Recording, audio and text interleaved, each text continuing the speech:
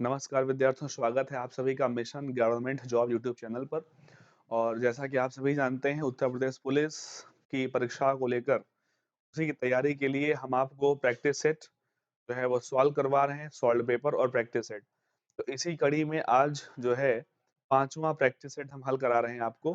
ठीक है, 4 practice set और 2 सॉल्व पेपर आपको हम हल करवा चुके हैं और आज पांचवें प्रैक्टिस सेट की शुरुआत करेंगे। बीच में काफी गैप हो गया था क्लासेस का, तो कोई नहीं, आज अभी हम लोग स्टार्ट करते हैं पांचवें प्रैक्टिस सेट पर। तो जैसे पहले चल रहा था कि एक प्रैक्टिस सेट में टोटल आपको 3 वीडियो यहाँ पर उपलब्ध होते हैं। 2 वीडियो जीएस के 2 पार्ट में और एक हिंदी का। तो प्रैक्टिस सेट 5 में पहला पार्ट जो जीएस का है 19 क्वेश्चंस का, वो आपके सामने है। पहला प्रश्न यहाँ पर लिखा है कि निम्नलिखित में से कौन से वेद, ठीक है, हमें संगीत संबंधी जानकारी, संगीत संबंधी विशद जानकारी प्राप्त होती है। ठीक है, और वीडियो को देखने से पहले सभी विद्यार्थी एक बार देख लें, वीडियो को लाइक कर दें, शेयर जरूर कर दीजिएगा, सभी लोगों को सेंड करें, व्हाट्सएप पर स्टेटस लगाइए। ठीक है, और चैनल को सब्सक्राइब जरूर करिए और लोगों से करवाइए। तो पहला क्वेश्चन है कि कौन से वेद से हमें संगीत संबंधी विषय की जानकारी प्राप्त होती है? ऋग्वेद, सामवेद, यजुर्वेद या फिर अथर्ववेद? ठीक है, तो यहाँ पर आपका आंसर होना चाहिए, आप अब तक गेस कर चुके हैं। संगीत संबंधी जानकारी जो भी आपको जो है वो सामवेद से मिलेगी। ठीक है, सामवेद से मिलेगी। और ये चारों वेद है, ठीक है, सबसे जो प्राचीन है, यानी सबसे पहला जो वेद होगा वो आपका ऋग्वेद है। और नंबर 2 पे जो आपका वेद होता है वो ये आपका रहेगा कौन सा, यजुर्वेद। नंबर 3 पर जो वेद रहता है वो है आपका सामवेद। और 4 नंबर पर रहता है कौन सा, अथर्ववेद, यानी कि सबसे नवीन आपका यही है। ठीक है, पहला है ऋग्वेद, दूसरा है सामवेद और तीसरा आपका कौन सा है, अथर्ववेद, जो सामवेद, और चौथा कौन सा, अथर्ववेद। ठीक है, अब जो ऋग्वेद है, अगर ऋग्वेद की बात की जाए, ठीक है, ऋग्वेद में क्या है, इसमें सारे श्लोक वगैरह देवताओं से संबंधित, ठीक है, देवी देवताओं के से संबंधित जो उनकी प्रार्थनाएं हैं, जो उनके श्लोक हैं, वो सारे सब कहाँ पर हैं, ऋग्वेद में है। और अगर यजुर्वेद में बात करें तो यजुर्वेद में जो है यज्ञ के जो श्लोक वगैरह हैं सारे वो हैं। सामवेद में जो यज्ञ आदि के अवसर पर जो गाए जाने वाले क्या है, संगीत, ठीक है, जो वहां पर है अभी बताए सामवेद। और अथर्ववेद जो है वो चिकित्सा, ठीक है, अथर्ववेद जो है वो चिकित्सा है, चिकित्सा को लेकर है। या फिर जो है इसमें कहते हैं जो कौन से कुछ मंत्र यहाँ पर टोटके वाले जो मंत्र होते हैं वो सारे यहाँ पर हैं। ठीक है, चिकित्सा के साथ साथ जो इंजीनियरिंग संबंधित जो चीजें हैं वो आपको कहाँ पर, अथर्ववेद और आपको यजुर्वेद दोनों में मिल जाएंगी। ठीक है, तो इस तरीके से है। और सामवेद के बारे में श्री कृष्ण भगवान ने भी कहा था, सामवेद के बारे में श्री कृष्ण भगवान ने भी कहा था कि मैं वेदों में सामवेद हूँ। ठीक है, ये कथन श्री कृष्ण भगवान का ही है कि मैं वेदों में सामवेद हूँ। ये भगवान श्री कृष्ण ने ही कहा था, क्योंकि भगवान श्री कृष्ण को संगीत अति प्रिय था। तो संगीत के विषय में ही उन्होंने कहा था कि मैं वेदों में क्या हूँ, सामवेद हूँ। तो संगीत से संबंधित जो आपका वेद है कौन सा, सामवेद है। और इसी के साथ बच्चों प्रश्न नंबर 2 यहाँ पर आ चुका है कि लोक नायक के उपनाम से किसे जाना जाता है? निम्नलिखित में से किसे लोक नायक के नाम से जानते हैं? तो जरा आंसर आप करें, यहाँ पर लोक नायक के नाम से किसे जाना जाता है? तो लोकनायक के नाम से जानते हैं किसको, जयप्रकाश नारायण को, जेपी नारायण को। ठीक है, लोकनायक किसको कहा जाता है, जयप्रकाश नारायण को कहा जाता है। इसके अलावा जो यहाँ पर लिखे हैं अन्य नाम, इनके बारे में मैं आपको बता दूं। आशुतोष मुखर्जी को बंगाल केसरी कहा जाता है। ठीक है, आशुतोष मुखर्जी को बंगाल केसरी कहा जाता है। सी एफ एंड्रूज को और चित्तरंजन दास को, तो चित्तरंजन दास को देशबंधु कहते हैं। ठीक है, और जो है सी एफ एंड्रूज को क्या कहते हैं, तो दीन बंधु कहा जाता है। सी एफ एंड्रूज को क्या कहते हैं, दीन बंधु कहते हैं। ठीक है, तो ये यहाँ पर याद रखेंगे। तो और ये जो चित्तरंजन दास है, देशबंधु या फिर देशमित्र, इसी में से दोनों बातें बोली जाती, देशबंधु ही मिलेगा। तो देशबंधु या देशमित्र किसको कहते हैं, चित्तरंजन दास को। जयप्रकाश नारायण का तो आपने देखा, ये लोकनायक। और सी एफ एंड्रूज को क्या कहते हैं, दीन बंधु कहते हैं। एक सेकंड, हाँ, दीन बंधु कहते हैं। और आशुतोष मुखर्जी को क्या कहा जाता है, बंगाल केसरी कहा जाता है। क्वेश्चन नंबर बच्चों 3 लेते हैं। तो यहाँ पर लिखा है चटगांव विद्रोह से कौन संबंधित है? ठीक है, चटगांव विद्रोह से कौन संबंधित है, क्वेश्चन बताना है। आंसर गेस कर चुके हैं? आपको पता चल गया होगा। चटगांव विद्रोह से संबंधित व्यक्ति का नाम है सूर्य सेन, ठीक है। और सूर्य सेन जो है वो मास्टर दा के नाम से भी फेमस थे। सूर्य सेन जो है ना वो मास्टर दा के नाम से फेमस थे, ठीक है। चटगांव अगर बात करें, हुआ कब था ये चटगांव शस्त्रागार विद्रोह? 1930 में हुआ था, ठीक है। चटगांव शस्त्रागार विद्रोह, क्या कहते हैं? चटगांव शस्त्रागार, चटगांव शस्त्रागार विद्रोह, चटगांव वेपन यार्ड रिवॉल्ट, ठीक है। चटगांव जो है ये जगह उस समय पड़ती थी कहाँ पर? आज तो ये आपका जो है चटगांव, ये कहाँ पर पड़ेगा? बांग्लादेश में होगा, लेकिन उस समय जो है चटगांव कहाँ? बंगाल का हिस्सा था। और एक आर्मरी थी, ठीक है। चटगांव आर्मरी या फिर वेपन यार्ड, तो यहाँ पर सेना के सब हथियार वगैरह रखे हुए थे, उस पर इन्होंने छापा डाला था, तो उसको चटगांव शस्त्रागार छापा या चटगांव शस्त्रागार विद्रोह या चटगांव शस्त्रागार कांड, ऐसा कुछ भी नाम मिलेगा आपको। तो जो है कहाँ से आपको सम्मानित है? सूर्य सेन के द्वारा। सूर्य सेन ने ये 1930 में इसको अंजाम दिया था, और भी इनके साथ साथी थे। इसमें महिलाएं भी थी, अगर आप ध्यान देंगे, ठीक है। इसमें क्या थी? महिलाएं भी थी। और चटगांव जो है आज वर्तमान में ढाका, इसकी स्थिति कहाँ पर है? बांग्लादेश में है। उस समय ये जो है कहाँ पर था? सॉरी,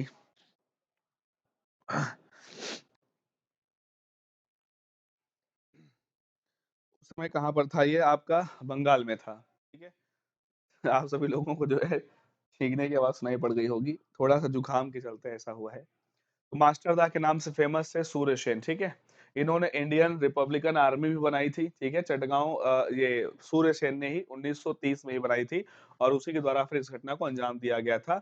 1930 का ये विद्रोह सूर्य सेन के द्वारा। क्वेश्चन नंबर 4 लेते हैं। थाल घाट दर्रा निम्नलिखित में से किस पर्वत श्रेणी में स्थित है? पूर्वी घाट या अरावली या पश्चिम दास? पश्चिम दास नहीं है, ये पश्चिमी घाट लिखा है, ठीक है। ये क्या लिखा है? पश्चिमी घाट। पूर्वी घाट, अरावली पर्वत श्रेणी, पश्चिमी घाट या फिर विंध्याचल, ठीक है। तो इसका आंसर होगा, आंसर क्या होगा? पश्चिमी घाट ही इसका आंसर है। इसका आंसर क्या है? तो पश्चिमी घाट ही क्या रहेगा? इसका आंसर रहेगा। थाल घाट दर्रा स्थित है, ठीक है। थाल घाट दर्रा जो है ये प्रायद्वीपीय भारत का जो है, प्रायद्वीपीय भारत का एक दर्रा है।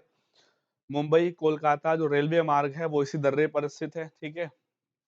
थाल घाट दर्रे पर ही कौन सा रेल मार्ग? पूछ लेते हैं, ये क्वेश्चन कई बार पूछा गया है कि मुंबई कोलकाता मार्ग, ठीक है। जो मुंबई कोलकाता रेल मार्ग जो है, मुंबई कोलकाता रेल मार्ग इसी थालघाट दर्रे पर स्थित है। प्रायद्वीपीय भारत का दर्रा है ये, ठीक है। कौन से भारत का? प्रायद्वीपीय दर्रा। और प्रायद्वीपीय क्या होता है ये हमने आपको पिछले भी कई वीडियोस में बताया था। तो ऐसा जमीनी हिस्सा जो तीन तरफ से जल से घिरा हो वो है प्रायद्वीप, उसको कहते हैं। तो जो नीचे वाला हिस्सा आपका साउथ वाला एरिया है, ठीक है, उसी को जो है क्या बोलते हैं? प्रायद्वीपीय भारत। नीचे जो पश्चिमी घाट जहाँ पर स्थित है। तो आगे बढ़ते क्वेश्चन नंबर 5 लेते हैं। राजा राम मोहन राय ने किसकी स्थापना की थी? निम्नलिखित में से ब्रह्म समाज, प्रार्थना समाज, आर्य समाज या फिर देव समाज? तो राजा राम मोहन राय के द्वारा स्थापना ब्रह्म समाज की गई थी, और ब्रह्म समाज की स्थापना राजा राम मोहन राय ने 1828 में करी थी, ये सभी को पता होगा, ठीक है। तो राजा राम मोहन राय के द्वारा ब्रह्म समाज। बाकी जो लिखे हैं प्रार्थना समाज, ये किसके द्वारा स्थापित है? तो 1867 में आत्माराम पांडुरंग, ठीक है। प्रार्थना प्रार्थना समाज किसके द्वारा है? तो 1867। और संस्थापक कौन थे? तो आत्माराम पांडुरंग। संस्थापक का नाम क्या था? आत्माराम पांडुरंग, ठीक है, ये इसके संस्थापक। आर्य समाज की अगर बात करें तो 1875, 1875 और स्वामी दयानंद सरस्वती, ठीक है। स्वामी दयानंद सरस्वती के द्वारा इसकी स्थापना आर्य समाज की 1875 में। और अगर देव समाज की बात करें तो शिव नारायण अग्निहोत्री ने 1887 में स्थापना की है देव समाज की, 1887। और व्यक्ति का नाम क्या है? शिव नारायण अग्निहोत्री। व्यक्ति का नाम क्या है? शिव नारायण अग्निहोत्री, ठीक है। और ये जो शिव नारायण अग्निहोत्री हैं ये पहले ब्रह्म समाज के ही मेंबर हुआ करते थे, ब्रह्म समाज के ही साथ जुड़े हुए थे, लेकिन बाद में फिर क्या हुआ, ये किससे जुड़ जाते हैं? इन्होंने नई संस्था एक बना ली है, देव समाज, 1887 में। अगर हम राजा राम मोहन राय की बात करें, ठीक है, अगर हम राजा राम मोहन राय की बात करेंगे तो इनका अगर पूछा जाए जन्म कब हुआ राजा राम मोहन राय का, तो 22 मई 1772 को इनका जन्म हुआ था। ठीक है, इनके जन्म की अगर हम बात कर लेते हैं तो 22 मई 1772 में कहाँ पर हुआ था, जगह थी बंगाल। 22 मई 1772 को बंगाल में इनका जन्म हुआ। और राजा राम मोहन राय को भारतीय भारतीय पुनर्जागरण का जनक कहा जाता है। ठीक है, राजा राम मोहन राय को क्या बोलते हैं, भारतीय पुनर्जागरण का जनक। भारतीय भारतीय पुनर्जागरण का जनक किसे कहा जाता है, राजा राम मोहन राय को कहा जाता है। एक प्रसिद्ध समाज सुधारक थे राजा राम मोहन राय। इनको राजा की उपाधि किसके द्वारा मिली, जो राजा की उपाधि है ये राजा राम मोहन राय को किसने दी थी, तो मेरे ख्याल से सभी को आंसर ये पता होगा, पता रहता है, अकबर द्वितीय द्वारा। मुगल शासक अकबर द्वितीय द्वारा इनको राजा की उपाधि दी गई थी। ठीक है, और इन्होंने 1803 से लेकर के 1804 तक, किसने, राजा राम मोहन राय ने 1803 ईस्वी से लेकर के 1814 ईस्वी तक ईस्ट इंडिया कंपनी में काम भी किया था दीवान के पद पर। दीवान के पद पर 1803 से 1814 तक जो है इन्होंने कार्य किया था। राजा राम मोहन राय ने वेदांत कॉलेज की स्थापना भी की थी। ठीक है, राजा राम मोहन राय ने वेदांत कॉलेज की स्थापना 1825 ईस्वी में की थी। इनके तो अखबार भी हैं राजा राम मोहन राय के। एक जो है संवाद कौमुदी, जो कि इन्होंने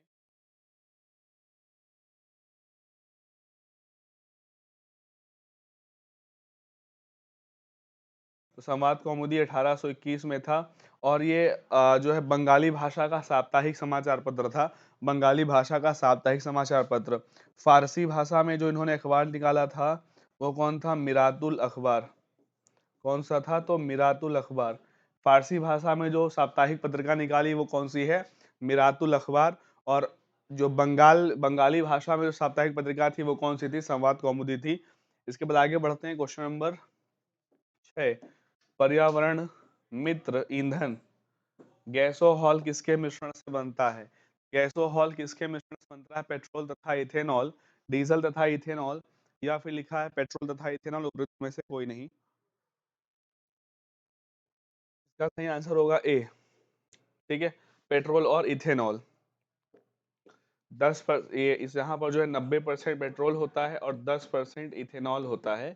ठीक है, तो ये गैसे हॉल बनता है। और ये आज जो है ईंधन के रूप में प्राकृतिक यानी ईंधन का एक ये ऑप्शन बन रहा है। और इथेनॉल जो है ज्यादा से ज्यादा प्रयोग करके जो है जो पेट्रोल वगैरह डीजल वगैरह इसमें इसको लगाया जा सकता है। इथेनॉल जो है मुख्यतः कृषि फसलों या फसल के अवशेषों के द्वारा जो जैव ईंधन के रूप में इसको प्राप्त किया जाता है, तो एक प्रकार से बायोफ्यूल का काम कर रहा है। तो पेट्रोल और इथेनॉल का ही मिश्रण कहलाता है गैसोहॉल। क्वेश्चन नंबर 7 लेते हैं। और लिखा है किसी वस्तु पर इको मार्क का चिन्ह क्या दर्शाता है कि यह उत्पाद, ठीक है, अगर किसी उस पे किसी भी वस्तु पर किसी भी प्रोडक्ट पर अगर इको मार्क का चिन्ह लगा है तो वो क्या दर्शाता है कि उत्पाद पर्यावरण की दृष्टि से अनुकूल है, उत्तम क्वालिटी का है, या नष्ट होने वाला नहीं है, या फिर उपरोक्त में से कोई नहीं। इसका आंसर है ए। आप देते हैं इसे पेड़ के जो है दो पेड़ छोटे बने होते हैं हरे कलर ग्रीन कलर के, और एक आइकन होता है इको मार्क का। तो वो किसी वस्तु पे अगर है इको मार्क का आइकन तो उसका मतलब ये है कि पर्यावरण की दृष्टि से वो प्रोडक्ट अनुकूल है, उसमें कोई दिक्कत नहीं है, नुकसान नहीं पहुंचाएगा पर्यावरण को। इसके अलावा लिखा है कि प्रोटेस्टेंट आंदोलन के प्रवर्तक कौन थे। प्रोटेस्टेंट आंदोलन के प्रवर्तक कौन थे अगर आंसर बताना हो तो John Calvin, Saint Augustine, Martin Luther, या फिर इनमें से कोई नहीं। तो मार्टिन लूथर जो है ये प्रोटेस्टेंट आंदोलन के क्या थे, प्रवर्तक थे। प्रोटेस्टेंट आंदोलन जो है यूरोप में स्टार्ट हुआ। और ये जो है मुख्यतः मार्टिन लूथर तब किया था 16वीं शताब्दी में, 1517 की यानी ईस्वी की बात है। ये कैथोलिक चर्च जो होती हैं उनके भ्रष्ट प्रथाओं के विरोध में जो है मार्टिन लूथर ने प्रोटेस्टेंट आंदोलन शुरू किया था। तो प्रोटेस्टेंट आंदोलन क्या था, तो 1517 ईस्वी में मार्टिन लूथर के द्वारा। और क्यों शुरू हुआ था, तो कैथोलिक चर्च जो होते थे, कैथोलिक चर्च की भ्रष्ट प्रथाओं के खिलाफ, कैथोलिक चर्च की भ्रष्ट प्रथाओं के खिलाफ शुरू हुआ आंदोलन, प्रथाओं के खिलाफ। ठीक है, इस चीज को ध्यान रखेंगे कि कैथोलिक चर्च की भ्रष्ट प्रथाओं के खिलाफ 1517 में मार्टिन लूथर ने एक आंदोलन शुरू किया था, उसका नाम क्या? प्रोटेस्टेंट आंदोलन। अगला क्वेश्चन लेते हैं, क्वेश्चन नंबर 9 है, भारत का राष्ट्रीय जलीय जीव क्या है? ठीक है, भारत का राष्ट्रीय जलीय जीव क्या है? डॉल्फिन है, शार्क मछली है, हंस है, या फिर इनमें से कोई नहीं। राष्ट्रीय जलीय जीव है वो डॉल्फिन है, और इसको अगर सही ढंग से लिखा जाए तो बोलेंगे गंगा डॉल्फिन। सही ढंग से बोलेंगे तो क्या होगा? गंगा डॉल्फिन। और जो गंगा डॉल्फिन है वो राष्ट्रीय जलीय जीव कब से घोषित है? ये भी आप बता सकते हो। तो वर्ष 2009 में, वर्ष 2009 में अक्टूबर महीना, वर्ष 2009, तो अक्टूबर 2009 में गंगा डॉल्फिन को भारत का राष्ट्रीय जलीय जीव घोषित किया। तो गंगा डॉल्फिन है, अगर इसकी बात करें तो आधिकारिक खोज, ठीक है, गंगा डॉल्फिन जो है, गंगा डॉल्फिन की जो आधिकारिक खोज है वो कब हुई थी? 1801। गंगा डॉल्फिन की आधिकारिक खोज कब की गई है? तो 1801 ईस्वी में गंगा डॉल्फिन की आधिकारिक खोज की गई थी। ठीक है, और 2009 में सरकार ने इसको क्या बनाया है? राष्ट्रीय जलीय जीव। और दूसरी बात इसके बारे में कह सकते हो, यह जो है गंगा डॉल्फिन जो है ये मीठे पानी में ही रहती है और दृष्टिहीन होती है। ठीक है, ये जो है मीठे पानी में रह सकती है।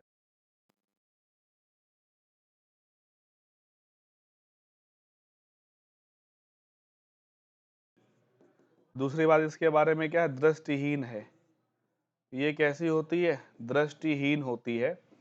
तो जो पानी में उसकी जो है ये आवाज के माध्यम से जो है, शोर के माध्यम से ही जो है वहां पर अपने भोजन वगैरह को प्राप्त करती है। नेपाल, भारत और बांग्लादेश की गंगा, ब्रह्मपुत्र, मेघना, ठीक है, नेपाल, भारत और बांग्लादेश की गंगा, ब्रह्मपुत्र, मेघना और जो है कर्णाफुली सांगू नदी प्रणाली में स्थित रहती है ये गंगा डॉल्फिन। ठीक है, आधिकारिक खोज कब है? 1801 है। इसके बाद फिर अगला क्वेश्चन लेते हैं, ध्यान देते हैं। क्वेश्चन नंबर 10 आता है और लिखा है, पश्चिमी मध्य रेलवे का मुख्यालय कहाँ स्थित है? तो पश्चिम मध्य रेलवे का मुख्यालय, ठीक है, तो पश्चिम मध्य रेलवे का मुख्यालय कहाँ स्थित है? इलाहाबाद में, जबलपुर, मुंबई या फिर जयपुर में? तो जबलपुर में पश्चिमी मध्य रेलवे जोन का मुख्यालय है। और जो रेलवे जोन है कुल 18 रेलवे जोन है, और इससे क्वेश्चन बन जाते हैं। तो आपको ध्यान रखना होगा कि ये अगली क्लास में जब भी आप बैठे या आपका जो कंटेंट आप तैयार कर रहे हैं उसी में आप क्या लिखें?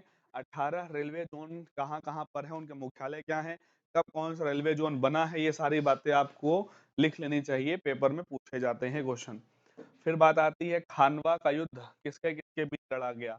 बाबर और महाराणा महाराणा के प्रताप, ठीक है, या बाबर और राणा सांगा, बाबर और इब्राहिम लोदी, या फिर अकबर और राणा जो है राणा प्रताप के बीच में? तो खानवा का युद्ध सबसे पहली चीज तो कब हुआ था?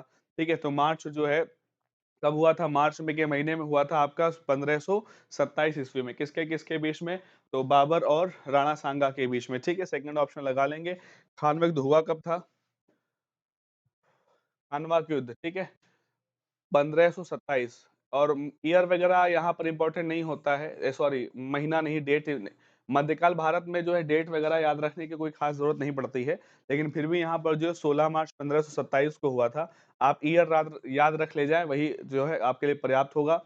खानवा का युद्ध बाबर और राणा सांगा के बीच में, ठीक है, बाबर सभी जानते हैं 1526 में मुगल जो है डायनेस्टी का संस्थापक, ठीक है, और राणा सांगा राजपूत शासक। ठीक है, खानवा का युद्ध यहाँ पर आप लिख सकते हो, देखो लिखे देते हैं। खानवा जगह कहाँ पर है? अगर वर्तमान हम बात करें खानवा, ठीक है, तो खानवा का युद्ध है वो किसके किसके बीच में हुआ था? तो यहाँ पर जैसे कि लिखा है, बाबर और कौन है? राणा सांगा। राणा सांगा जो है मेवाड़ शासक थे, राणा, इनका नाम क्या था? राणा संग्राम सिंह, मेवाड़ के राजपूत शासक, ठीक है, और मेवाड़ के राजपूत शासक थे ये। और इस युद्ध में राणा सांगा की क्या होती है? हार होती है। राणा सांगा की इस युद्ध में क्या होती है? हार होती है।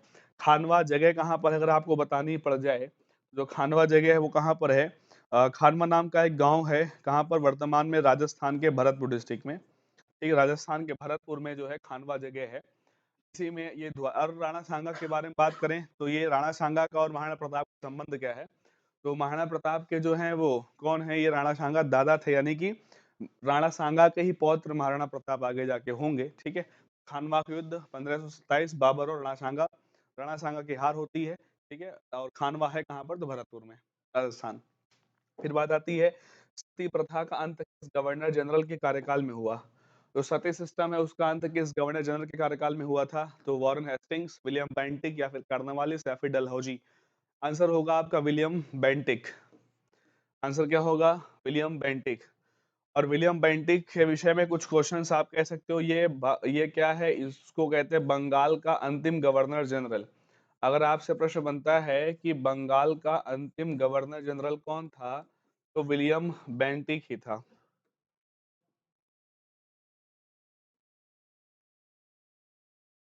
ठीक है, बंगाल का अंतिम गवर्नर जनरल। फिर बात आती है, एक क्वेश्चन और बन जाता है। अब जब बंगाल का अंतिम गवर्नर जनरल है, तो ये जो है ना भारत का पहला गवर्नर जनरल होगा। ठीक है, भारत का, क्योंकि जो बंगाल का गवर्नर जनरल होता था उसी को प्रमोट करके भारत का पहला गवर्नर जनरल बनाया गया था। यानी कि आदमी वही था, केवल पद का नाम बदला। बंगाल के अंतिम गवर्नर जनरल, जो बंगाल के गवर्नर जनरल होता था, उसी को क्या कहा जाने लगा? भारत का गवर्नर जनरल उसी को कहा जाने लगा था। इसका जो कार्यकाल था वो विलियम बेंटिक का, जो भारत में गवर्नर जनरल के रूप में, वो 1828 से लेकर के 1835 तक था। और जो 1833 का चार्टर एक्ट आया था वो इसी के शासनकाल में आया था। 1833 का जो चार्टर अधिनियम है वो इसी के शासनकाल में था। और 1833 के चार्टर एक्ट के द्वारा ही, चार्टर एक्ट के अकॉर्डिंग ही बंगाल के गवर्नर जनरल को भारत का गवर्नर जनरल कहा गया था। और जो ये 1828 से 1835 का विलियम बेंटिक का जो कार्यकाल है, इसको भारत में शांति और सुधार का युग कहते हैं। ये भारत में शांति और सुधार का युग कहलाता है।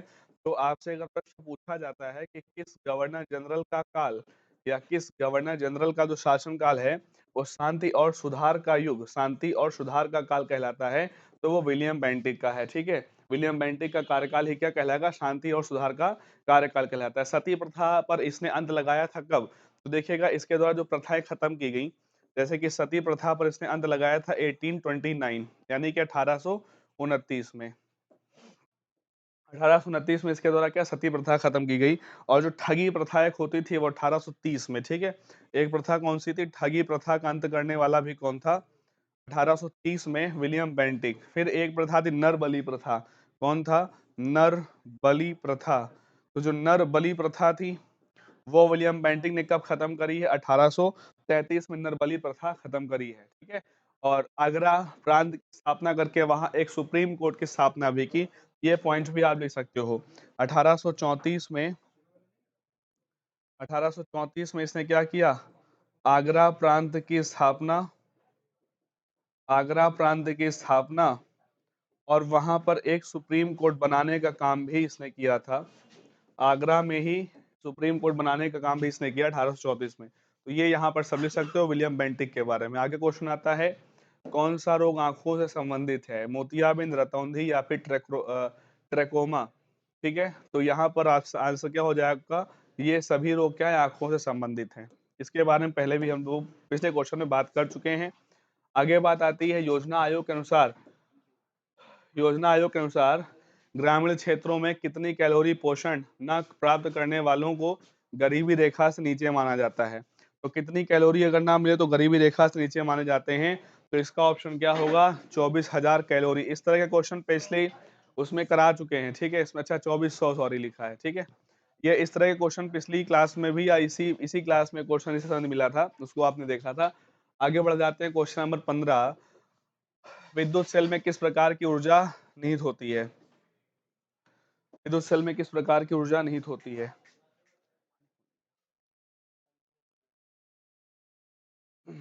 विद्युत सेल में किस प्रकार की ऊर्जा जो है आपको बताना है। ठीक है, तो रासायनिक ऊर्जा, यांत्रिक या फिर वैद्युत या फिर स्थितिज ऊर्जा। तो यहाँ पर पहला वाला ऑप्शन आप लगा लेंगे, रासायनिक ऊर्जा। ठीक है, क्वेश्चन नंबर 16 देखिएगा, किसी कैदी को न्यायालय के समक्ष प्रस्तुत करवाने के लिए कौन सी रिट न्यायालय के द्वारा जारी की जाती है? यानी कि आपको यहाँ पर जो आर्टिकल 32 के तहत रिट जारी होती है वो बताना है।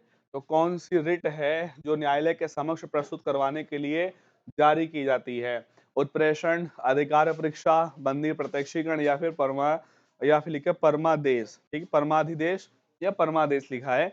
तो यहाँ पर ऑप्शन होगा बंदी प्रत्यक्षीकरण। सभी को पता है बंदी प्रत्यक्षीकरण मतलब क्या है? Habeas corpus. बंदी प्रत्यक्षीकरण मतलब क्या है? Habeas corpus. बंदी प्रत्यक्षीकरण नाम की जो रिट है वो जारी करवाई जाती है किसी कैदी को न्यायालय के समक्ष प्रस्तुत करवाने के लिए। आर्टिकल 32 के तहत जो रिट होती हैं, ठीक है, जो रिट्स होती हैं वो आर्टिकल 32 के तहत और आर्टिकल 226 के तहत। आर्टिकल 32 के तहत जारी करता है सुप्रीम कोर्ट और आर्टिकल 226 के तहत जारी करता है हाई कोर्ट।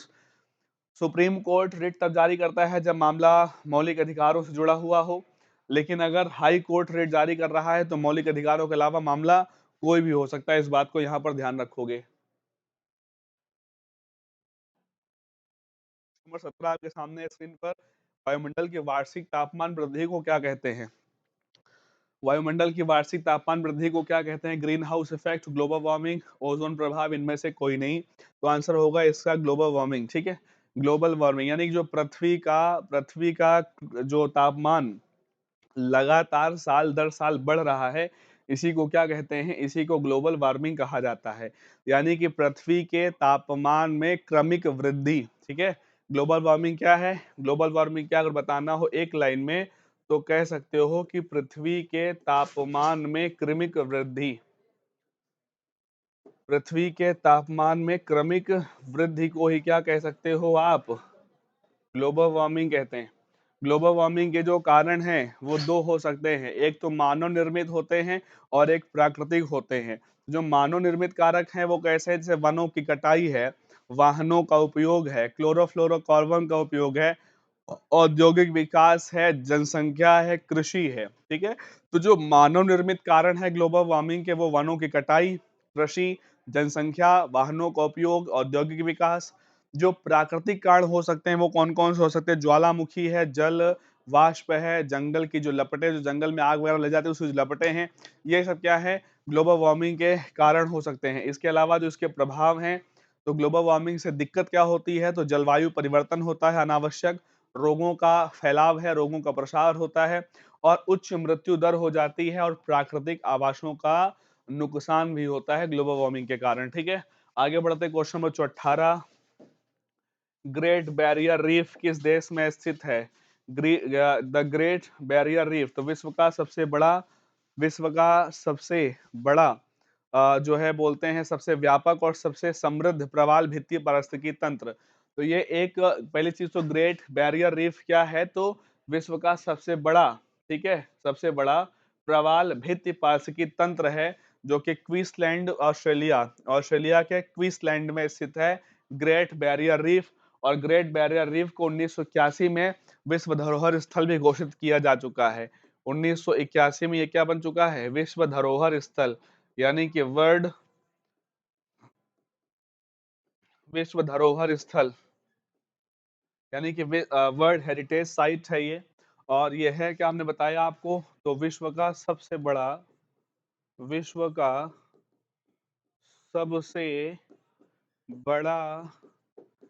प्रवाल भित्ति पारिस्थितिकी तंत्र, सबसे बड़ा प्रवाल भित्ति पारिस्थितिकी तंत्र। ठीक है, तो इकोसिस्टम ये यहाँ पर इसका है और ये स्थित कहाँ पर है? तो क्वींसलैंड ऑस्ट्रेलिया। आज के वीडियो में 19वां क्वेश्चन है, फिर इसके बाद ये पहला पार्ट 19 से कंप्लीट होगा, सेकंड पार्ट स्टार्ट करेंगे। तो यहाँ पर लिखा कर्णम मल्लेश्वरी किस खेल से संबंधित है? कह रहा है कर्णम मल्लेश्वरी किस खेल से संबंधित है? कुश्ती, भारोत्तोलन या शॉटपुट या फिर मुक्केबाज? तो कर्णम मल्लेश्वरी अब नहीं, पूर्व भारोत्तोलन है, वेटलिफ्टर यानी कहते हैं जिसको। ठीक है, भारोत्तोलन मतलब क्या? Weight lifting. ठीक है, तो किस खेल संबंधित है कर्णम मल्लेश्वरी? तो वेट लिफ्टिंग से। लेकिन पूर्व वेट लिफ्टर हैं कर्णम मल्लेश्वरी, आंध्र प्रदेश से संबंधित हैं, साउथ इंडिया यानी कि श्रीकाकुलम, आंध्र प्रदेश के श्रीकाकुलम में इनका जन्म हुआ था और ये वहीं की रहने वाली हैं। और अभी ये पूर्व हो चुकी हैं, यानी कि अब ये नहीं खेलती हैं। ठीक है, पहले खेलती थी। तो x weight lifter Karnam Malleswari. तो आज के ये 19 प्रश्न समाप्त होते हैं, अगली क्लास में हम इसको स्टार्ट करेंगे। तब तक आप सभी ध्यान रखें। नमस्कार, जय हिंद, जय भारत।